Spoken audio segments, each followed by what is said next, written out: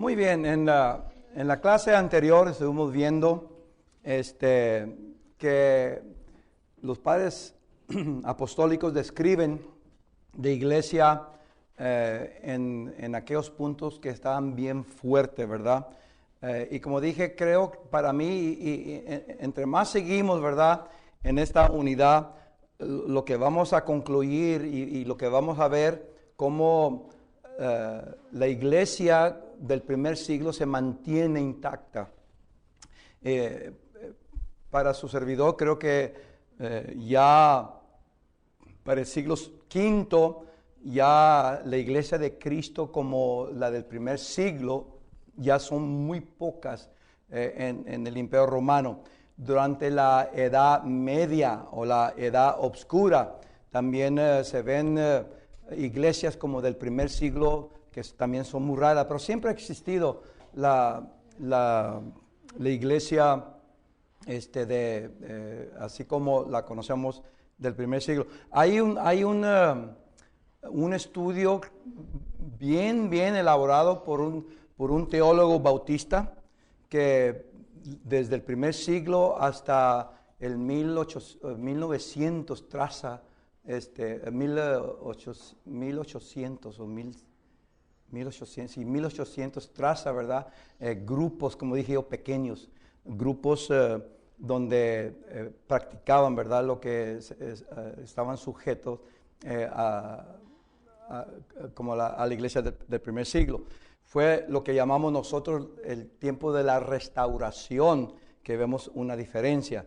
Pero lo importante es que para el siglo II y el siglo III, hermanos, todavía hay esa imagen de la iglesia. No creo yo que la iglesia de Cristo haya sido restaurada.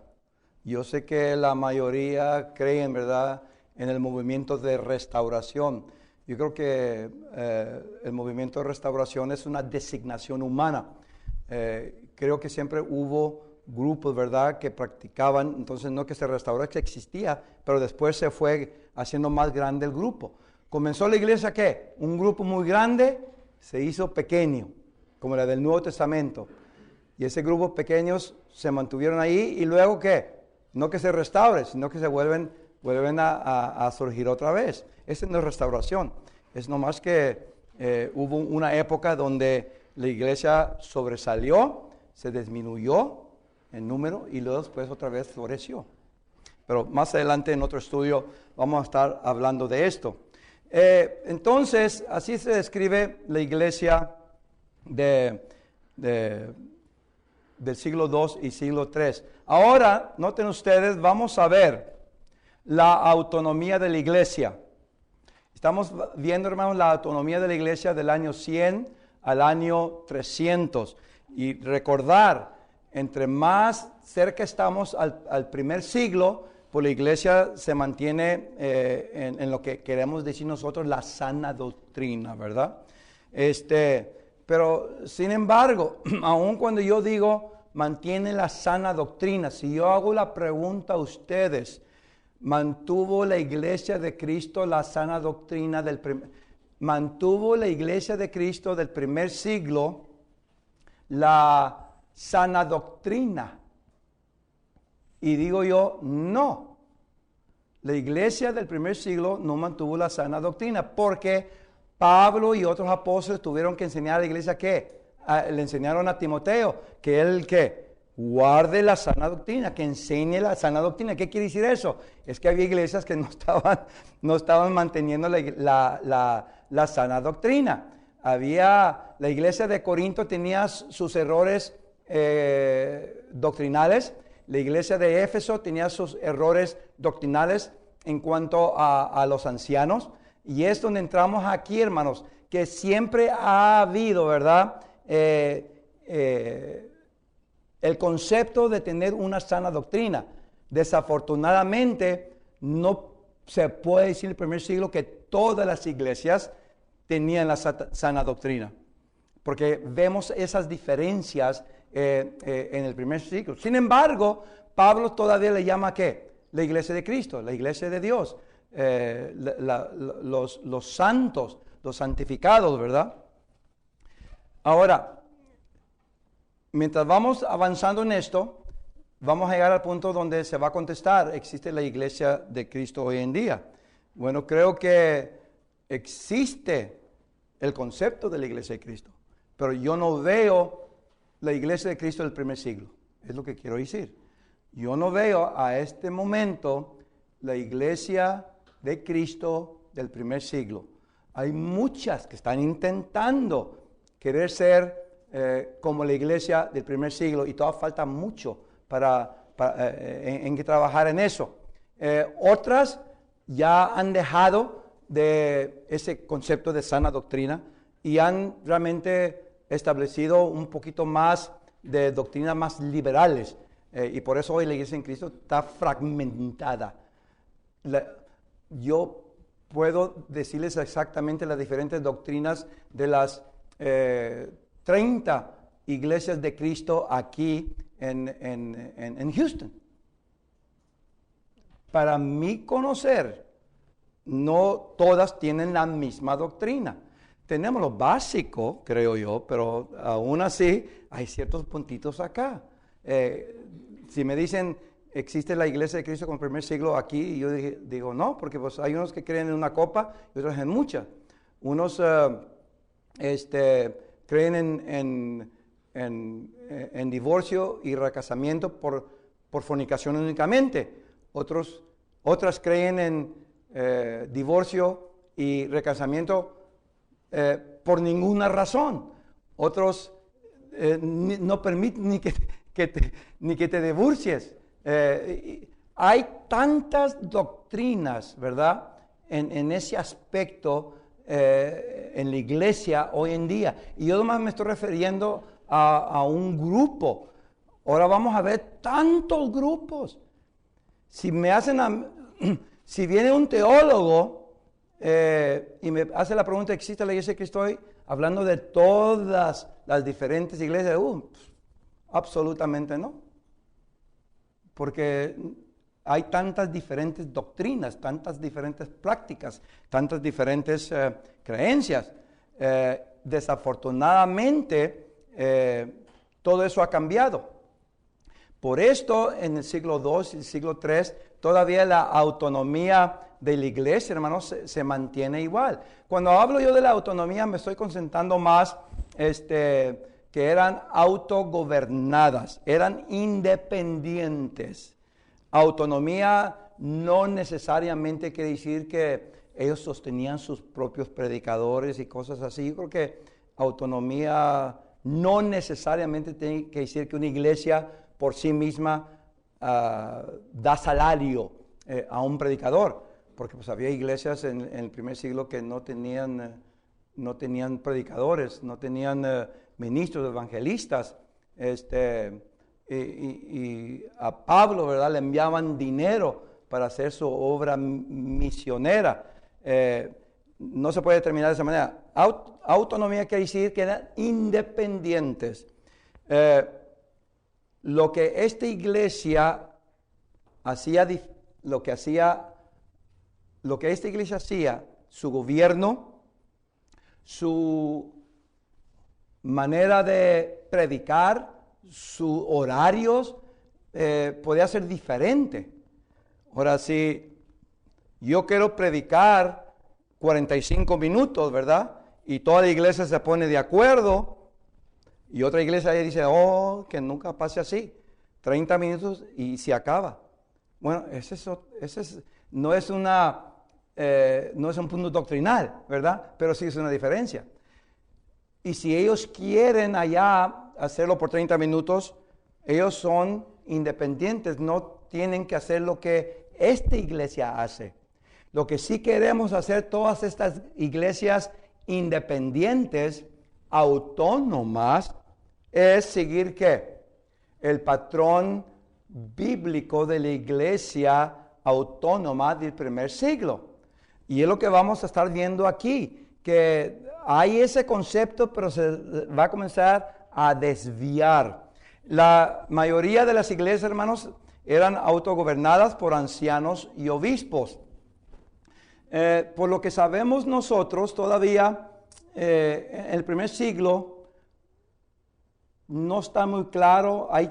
Sí hay textos que están más definidos en cuanto a la nominación o esto de ancianos y obispos, a esas palabras como palabras sinónimas. Bueno, yo no creo que aún se puede usar que son sinónimos, porque la diferencia entre anciano y obispo no son sinónimos, sino que está hablando de diferentes funciones de la misma persona. El obispo y el anciano viene a ser la misma persona, pero como obispo tiene una función espiritual y como anciano tiene otra función espiritual, pero es la misma persona. También se usaba la palabra pastor para referirse en el primer siglo a estos obispos y a estos ancianos. Ya para el siglo segundo, las palabras que sobresalen es obispo y anciano. Hay documentos como Doctrina de los Apóstoles, Clemente de Roma, Policarpo, Hermas. Todavía, hermanos, en el siglo II, siglo III, hacen mención, ¿verdad?, que había iglesias donde había estos obispos ancianos, no como diferentes grupos o un obispo monárquico, un obispo encargado de los ancianos o presbíteros. Había unas iglesias, como vamos a ver más adelante, pero no era el modelo de las iglesias en el segundo y tercer siglo. Había algunas iglesias que realmente sí eran así. Noten ustedes, según lo que evidencias que tenemos, pocas de las iglesias son dirigidas por un obispo que estoy llamando en este momento monárquico. Un obispo monárquico quiere decir que se encargaba de otro grupo que se llamaban presbíteros. Ignacio de Siria, y ustedes tienen sus epístolas, ustedes podrán notar en algunas de ellas, él parece que hace esa diferencia al obispo, ¿verdad? En cierta ciudad, saludos al obispo, y luego como hace diferencia a los presbíteros. Entonces sabemos, hermanos, que muchas iglesias realmente no eran dirigidas por un obispo.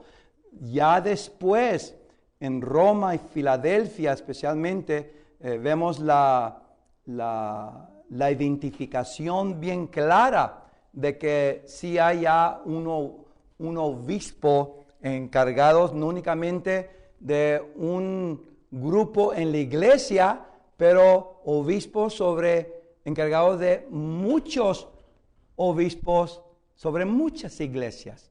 Va cambiando. Parece que entre más se desarrolla, hermanos, el concepto de autoridad, de personas de importancia, de personas bien educadas, se comienzan a separar esas personas y se les da, vamos a decir, más autoridad. Y poco a poco darles más autoridad ya se vino a definir como un puesto, un título después, ¿verdad? Pero un puesto, una función ya diferente a presbíteros. Ahora, tienen que pensar ustedes, hermanos, muchos de los que se están convirtiendo no son educados. Entonces vengan ustedes aquí que vienen campesinos, vienen personas vamos a decir, de trabajos normales, no son importantes, no son muy educados. La educación está progresando, pero poco a poco. Entonces hay estas personas, vamos a decir que muy poca escuela, ¿verdad? No tiene mucha posibilidad económica, es miembro de la iglesia, tiene hijos, se convierte en los hijos, él es fiel, marido de una sola mujer, los hijos se convierten, de repente dicen, tú puedes ser ¿qué?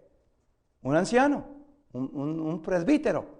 Entonces lo ponen como anciano presbítero, ¿verdad? Anciano obispo. Ese era el modelo. Ahora de repente comienza a convertirse estas personas ricas, educadas. Entonces se convierten, lo que estoy diciendo, nomás para definir y describir, ¿verdad? Miembros, personas bajo un estatus socioeconómico, educacional normal, nomás así normal. Pero hay otros con un estatus socioeconómico y educacional bien alto. Este califica para ser anciano, obispo, la misma cosa. Este también. Pero este, hermano, sobresale. ¿Qué es la tendencia humana? Pues ir a esta persona, más educado, tiene más posibilidades, más rápido para contestar, tiene estos pensamientos, entonces comienzan a darle como más autoridad. Autoridad en el sentido, mira, siendo que tú tienes más palabra, habla con el para ilustrarlo, ¿verdad? Con el alguacil de la ciudad. Entonces, en lugar de mandar que al miembro acá, que es anciano y todo eso, ¿para qué lo envían a él cuando tienen uno bien educado, capaz, orador? Pues lo envían a él, le dan un poco más de ¿qué? De autoridad. Entonces, la iglesia está pasando donde personas tienen que presentarse, ¿verdad? Ante ciertas situaciones donde demanda educación y cosas así. Lo normal es que, pues, hermano, ¿por qué no vas tú? Y está bien, mientras no hagan esa persona un anciano. La iglesia de aquí, Ignacio sabe, tuvimos que ir ante una litigación aquí en el condado. Y de muchos fuimos 2. Porque teníamos esa capacidad de comunicar, de saber ciertas leyes, cosas así y razón. De muchos acá. ¿Por qué? Lo malo que han hecho que al tiempo me hacen a mí uno más importante, con más autoridad y responsabilidad, y me hacen un anciano, entonces ya es problema. No hay este concepto aquí, ¿verdad? Y más yo siempre he dicho que yo califico para anciano, pero no quiero ser anciano. No me gusta, no anhelo. Hago trabajo de anciano. Me dicen, tú estás haciendo trabajo de anciano, está bien, pero no anhelo, no quiero que se diga que tú eres anciano, tú eres presbítero, tú eres obispo. No quiero, no me atrae nada. Nomás quiero seguir yo sirviendo al Señor. El punto es, hermanos, que entonces poco a poco, ¿qué?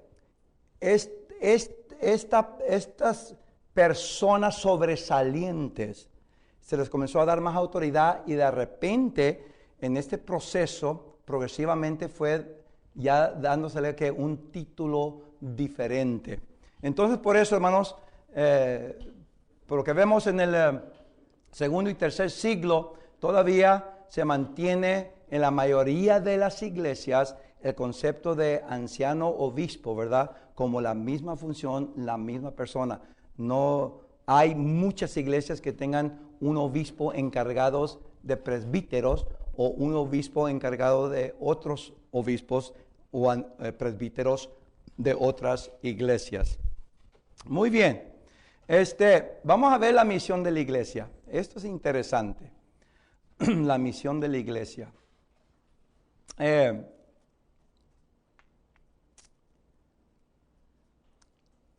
Creo que, y quiero que escuchen bien, ¿verdad? Cómo va a estar yo hablando de esto, la misión de la iglesia. Cuando hablamos nosotros, hermanos, de la misión de la iglesia, normalmente nosotros estamos hablando de ir a predicar el evangelio, ¿verdad?, a todo el mundo. Cuando se pregunta the mission statement, la declaración de misión, es de buscar un párrafo, una oración que describa qué es lo que va a cumplir esta iglesia, qué es su misión, ¿verdad? Y siempre salimos con excelentes ideas. No hace mucho tiempo se me dio una de las tareas, bueno, a varios de nosotros, mi tarea era de buscar en todas las diferentes iglesias sus declaraciones de misiones que no fueran igual a la nuestra. Dije, ok, me di cuenta que, oye, y todas bonitas, ¿verdad? Pero el punto es que trata más, ¿verdad?, con lo que la iglesia va a hacer en la comunidad y en todo el mundo, ¿verdad? Más que todo trata con eso.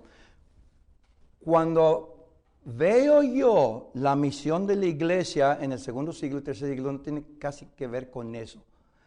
No tiene que ver tanto, ¿verdad?, del alcance de ir a predicar hasta el fin del mundo, de ir a convertir todas las naciones de todo el mundo. Hay todavía eso.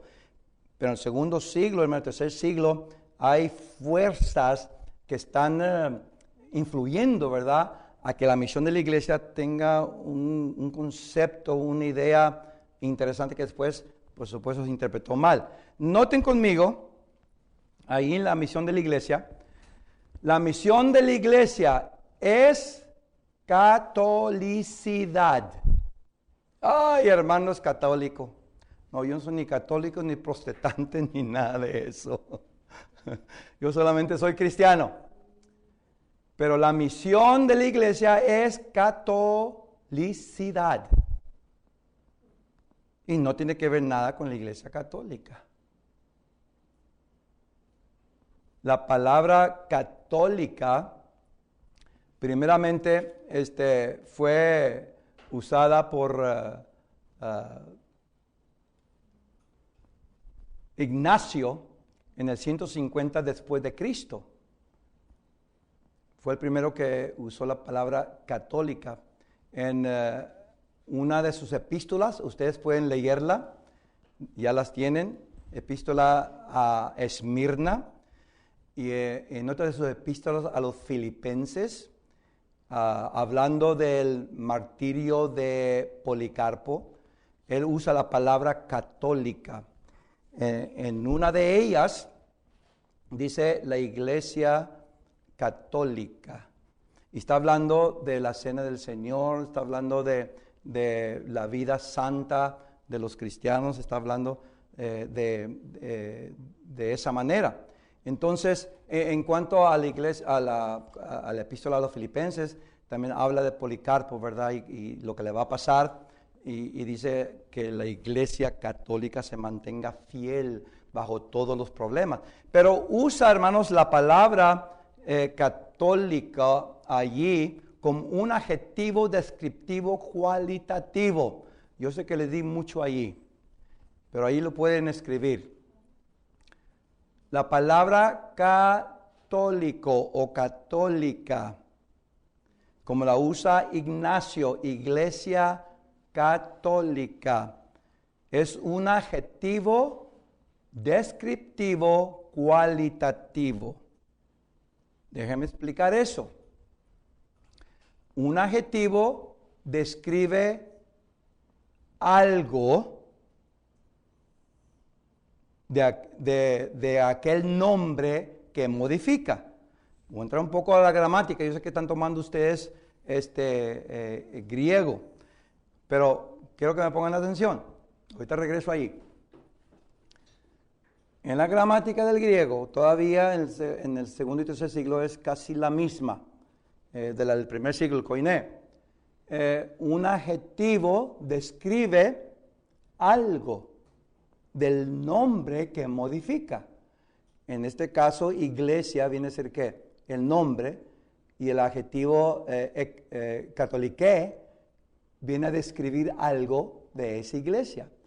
En el contexto de que se usa por Ignacio, está hablando, hermanos, no del nombre de un grupo, sino la descripción de cómo vivía ese grupo, cómo adoraba ese grupo, qué era su vida espiritual, ¿verdad? Esa es la descripción. Entonces no es un nombre, porque ahora Iglesia Católica, la palabra católica es un nombre. Bueno, en el siglo segundo, en el siglo tercero no tenían ese concepto de nombre. Fue años después, ¿verdad?, que vino a tomar ese significado, ya un grupo. Por lo tanto, regresando aquí, la definición, hermanos, que deben aprenderse bien, es una descripción de la vida y el culto o la adoración de los cristianos, pero no un nombre aplicado a un grupo de creyentes. Eso vino siglos después, bueno, 3, 4 siglos después. Ya el cualitativo, ya lo cualitativo y lo descriptivo de la palabra católique vino a ser un sustantivo o un nombre. Cuando se usa ahí, hermanos, adjetivo descriptivo, es que describe ¿qué? Algo. Cualitativo está hablando de la calidad de algo. ¿Me explico? Descripción de algo y la calidad de algo. Es lo que quiere decir entonces ahí. Entonces, la misión de la iglesia es catolicidad. Hasta este momento lo que estamos diciendo, que la definición así simple es que tiene que ver con ¿qué? La descripción y la vida y el culto de la iglesia. ¿Qué es?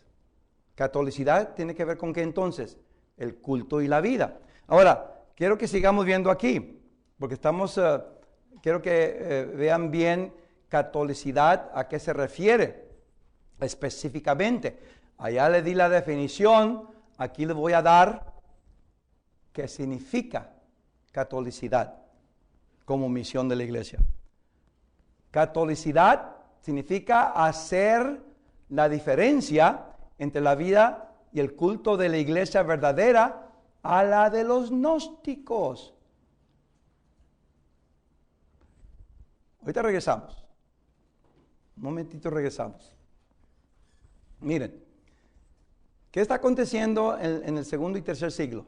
¿Qué está aconteciendo? ¿Qué está aconteciendo? El gnosticismo, hermanos. Ahorita vamos a ver dónde estaban estos grupos más adelante en otra clase. Cómo comienza el gnosticismo, el marcionismo, y vamos a ver dónde están esas iglesias en el siglo segundo y tercero. Entonces están estas iglesias que bien clara, está bien claro, que no tienen el modelo de la iglesia verdadera.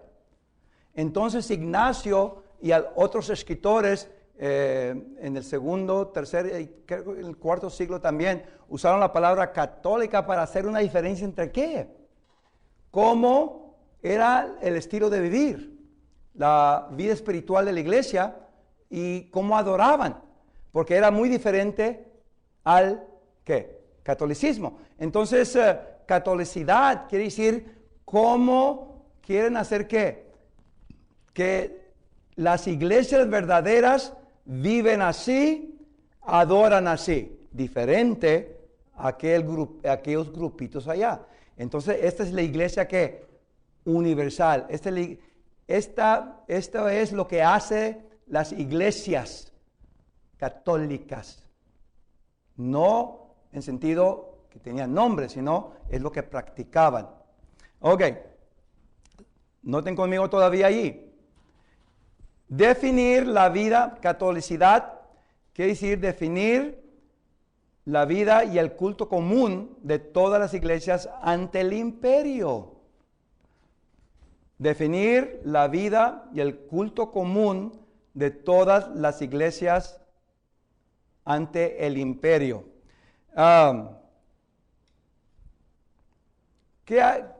Ya leyeron ustedes un poco sobre los apologistas. ¿Qué era el objetivo principal de los apologistas? De defender ¿qué? Lo que practicaban, la adoración, las creencias de la iglesia ante ¿qué? El imperio romano. Y quiere estos apologistas hacer ver, por donde quiera, es lo que practican las iglesias de Cristo. Y por eso se habla, ¿verdad? Que en las mañanas, en los domingos participan de la cena, cantan, hay una predicación, hay clases, ayudan a los pobres, tratan de vivir una vida santa. Entonces están defendiendo ¿qué? A la iglesia, pero quieren, no es una palabra, me la voy a inventar, ¿ok? Me la voy a inventar. Catolizar, la voy a hacer un verbo. No existe en el diccionario, ¿ok? Ni vayan al diccionario. Catolizar. ¿Qué significaría hacer eso? Hacer la iglesia ¿qué? Hacer la iglesia un modelo por donde quiera ante el imperio romano, que todas las iglesias practican eso. No como andan diciendo ya que andamos matando, que andan acá estáticamente gritando por donde quiera, que andan practicando ciertas prácticas inmorales. Había unas iglesias gnósticas que practicaban eso. Y los apologistas, hermanos, quieren catolizar, si me permiten, ¿verdad? Ese concepto ante el imperio romano. Ahora, en la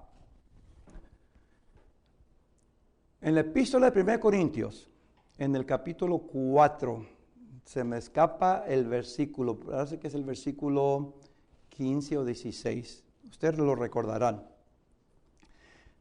Pablo envía a Timoteo, ¿verdad? Dice, él, hijo amado, fiel en el Señor, dice, él os enseñará como yo enseño que en todas partes y en todas las iglesias. ¿Se fijan ustedes? En todas partes, en el griego es panchot o panchotus o panchotos. Y esa palabra griega quiere decir, se traduce, ¿verdad?, en todo lugar, pero también se traduce en todas direcciones. ¿Ven? Y de ahí no es la palabra catoliqué, pero tiene el mismo significado. En todas partes, en todas direcciones, la iglesia tiene ¿qué? La misma enseñanza del apóstol Pablo. Y es lo que estamos viendo aquí, ¿verdad? Que se quiere definir, ¿verdad? Que todo lo que se practicaba por la iglesia, entonces era común en todo el imperio romano. Por último, hermanos, catolicidad es establecer concordancia doctrinal. Básicamente lo que estábamos hablando hace momento. No es tanto cómo vivía Pablo, que era su comportamiento, pero más específicamente concordancia doctrinal. Se quiere establecer que por todas las iglesias existe ¿qué? La misma doctrina. La misma doctrina. Y puedo decir que por lo menos a los inicios del siglo II todavía se puede decir que la sana doctrina existe, la iglesia del primer siglo existe, casi igual. Este concepto de catolicidad, de que se ha de ver que estas son las enseñanzas universales en todas las iglesias, que esta es la manera de adorar, esta es la manera de vivir de todas las iglesias, universalmente hablando, en el Imperio Romano. Estas son las doctrinas universalmente de las iglesias.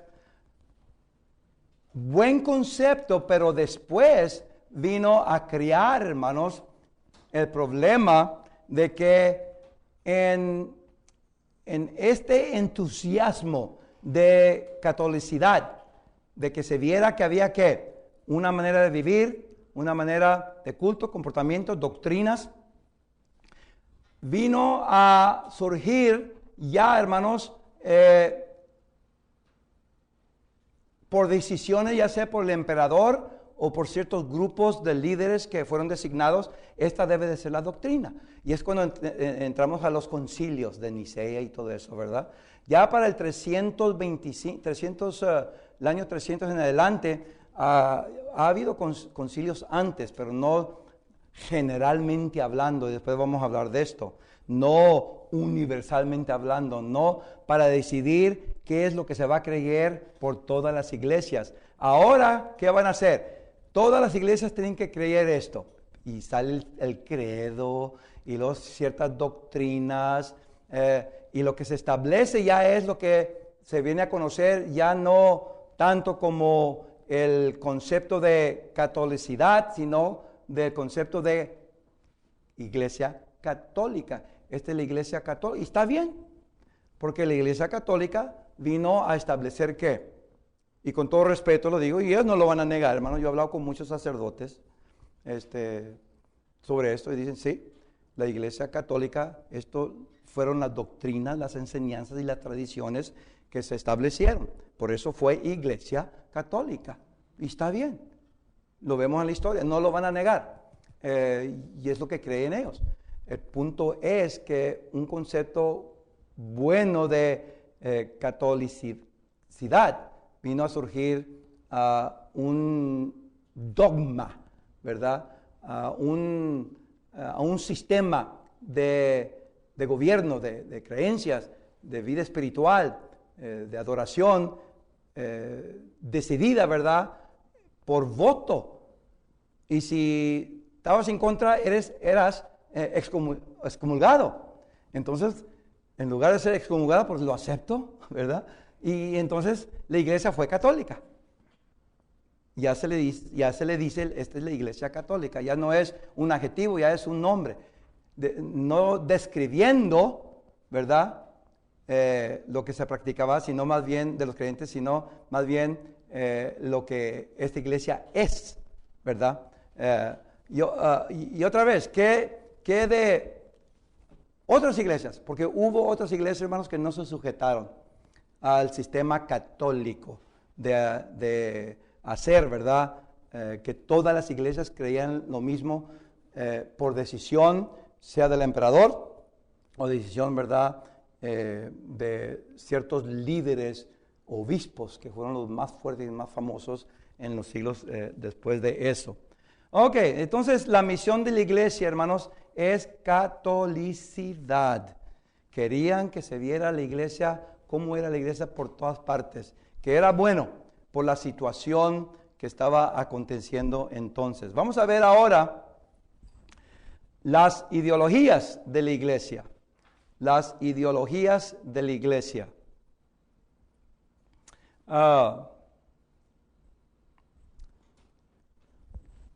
Las ideologías de la iglesia. Noten ustedes ahí en la pantalla, ya hablamos del gnosticismo, ¿verdad? Lo que quiero llevarles aquí en unos 5 o 7 minutos es estas ideologías, porque de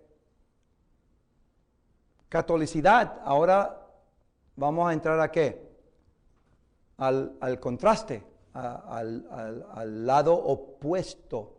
Estas iglesias que realmente son diferentes. El gnosticismo, hermanos, es un tipo de docetismo. Ahí están algunos puntos que ustedes ya han estudiado, otros no. Docetismo simplemente quiere decir que Jesús vino en forma de fantasma. Y ya saben ustedes, hermanos, que negaban que Jesús, que la carne, el cuerpo de Jesús era cuerpo físico. Eso se le llama docetismo. La filosofía del pleroma, muy importante, hermanos, en el gnosticismo. Originalmente eran 8 eones. Pleroma quiere decir reino espiritual, Eones quiere decir seres espirituales. Cuando se llama de pleroma, es el reino espiritual o la esfera espiritual. Eones son los dioses, ¿verdad?, que existían en esa esfera de espíritus. Por supuesto, estos dioses eran bastante fuertes y tenían ciertas autoridades.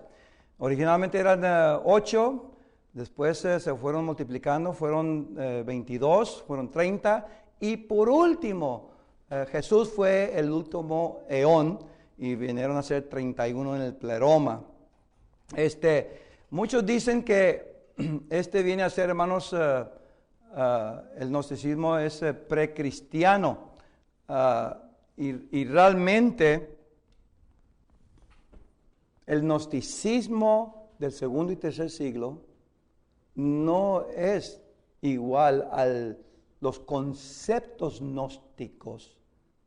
Los conceptos gnósticos, porque hay algunos que dicen que ya existía el gnosticismo. No existía, hermanos, en su fuerza como la conocemos segundo y tercer siglo. Había un tipo de gnosticismo en Persia de un Dios dual, un Dios bueno y un Dios malo. El gnosticismo habla del Dios del Antiguo Testamento que era malo y el Dios del Nuevo Testamento que es bueno. De ahí se aprendió. Había un tipo en Babilonia en cuanto a ciertos conceptos místicos y cosas así. Entonces, diferentes naciones orientales, hermanos, tenían ciertos conceptos gnósticos que vinieron a sincretizar los convertidos bajo esas influencias en el segundo y tercer siglo. Ahora,